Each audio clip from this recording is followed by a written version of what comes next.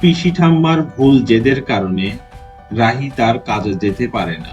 তাই সে ছুটে তার রুমে চলে যায়। এরপর সবাই খাওয়া দাওয়া করে চলে যায়, কিন্তু রাহুল খেতে পারে না।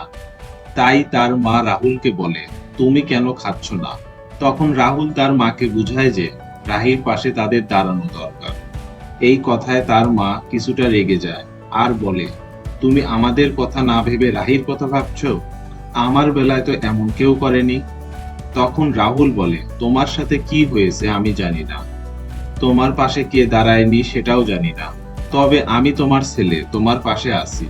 এই পর্যায়ে রাহুল তার খাবার নিয়ে রাহির কাছে যায়। রাহুল রাহিকে খাবার খাওয়ানোর জন্য খুব চেষ্টা করছিল, কিন্তু রাহি বারবার না করে। তখন রাহুলও বলে, রাহি না খেলে সেও খাবে না। রাহি বলে, সে কেন তার জন্য খাবে না?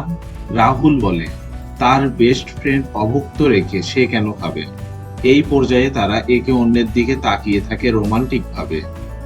এর মধ্যে কিছু খাবার নিয়ে তাদের মা আসে। রাহুলের মা বলে, সে যেহেতু বাড়ির গিন্নি সেহেতু তারই কেবল রাগ করার অধিকার রয়েছে, আর অনুরোধও করে যে তারা দুইজন সমস্ত খাবারগুলো যেন খেয়ে নেয়।